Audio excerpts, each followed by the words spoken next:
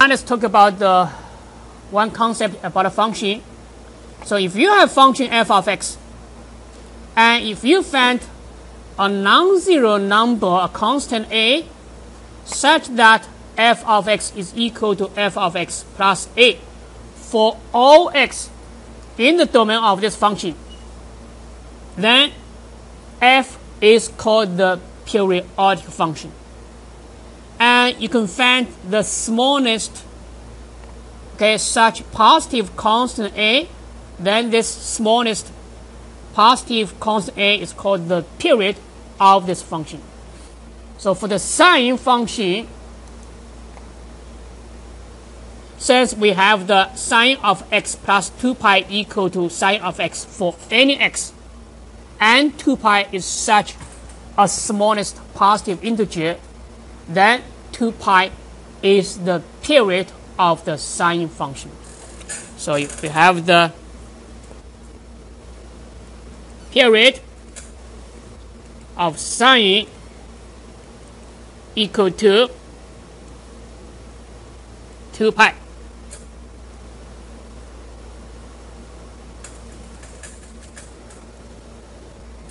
Now, let's look at one example to see how we sketch the graph of a sine function. So, we need to sketch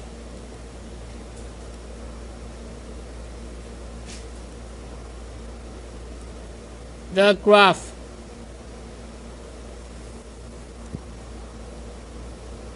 of y equal to half sine x for x in this closed interval from negative 2 pi to 2 pi. So let's first begin the fundamental cycle of the sine function. We know the fundamental cycle is from 0 to 2 pi, and we compute the 5 key points of the sine of the negative of this function y equal to 1/2 sine x in this fundamental cycle from 0 to 2 pi.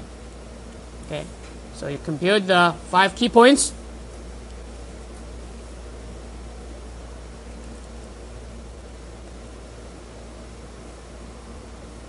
You have the 0 equal to x, then sine 0 is equal to 0. So half sine x is equal to 0.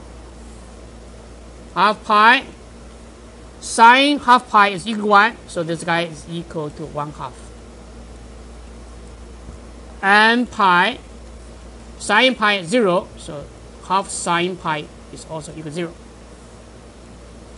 3 pi over 2, sine 3 pi over 2 is equal to negative 1, so this is equal to negative 1/2.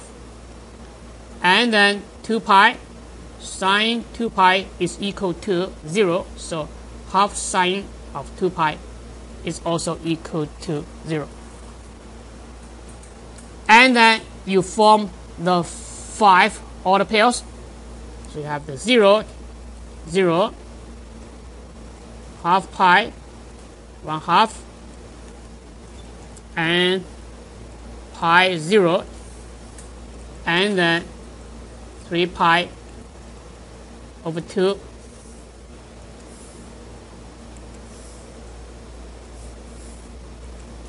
negative 1/2, and then 2 pi 0. So now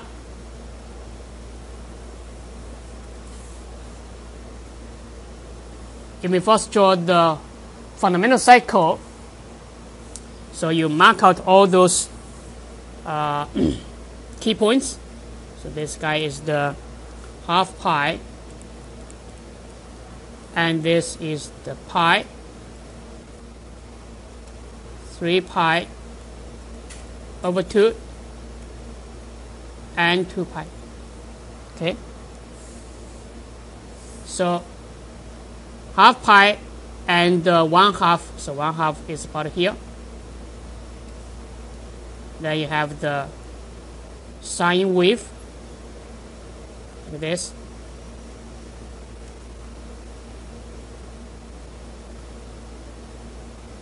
Okay, and then you extend this cycle to the cycle from the negative 2 pi to 0, then you can get another cycle. So let's mark out all those key points.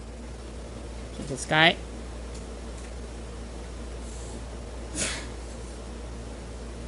negative half pi,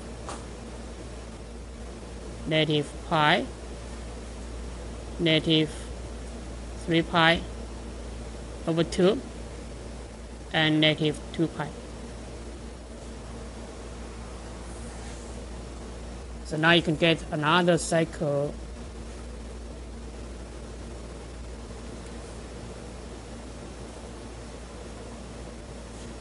Okay, then done. So we find the 2 cycles of this graph.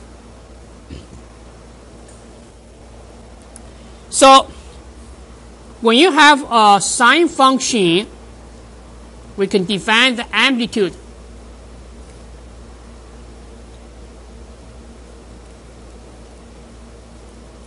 Amplitude is equal to the absolute value of half of the difference of the maximum value and the minimum value.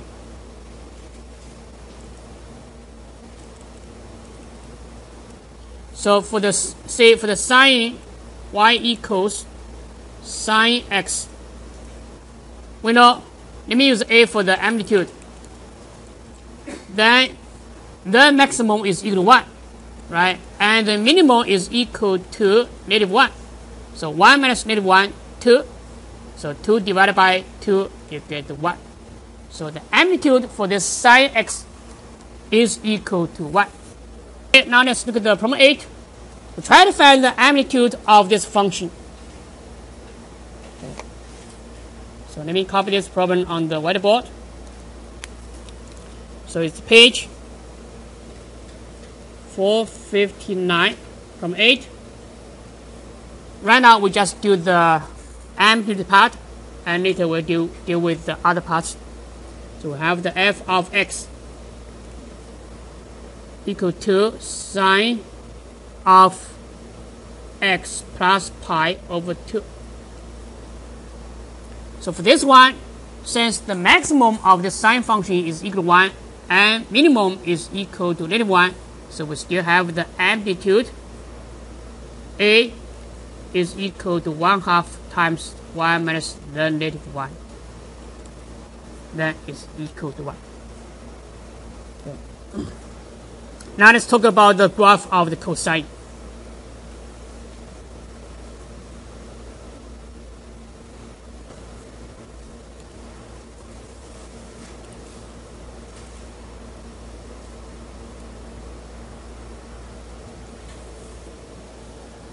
Now let's look at this figure again.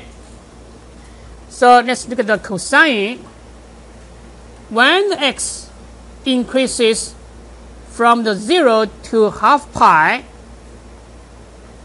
the x coordinate of this point of intersection decreases from the 1 to 0, right? At this point, you have the x coordinate equal to 1.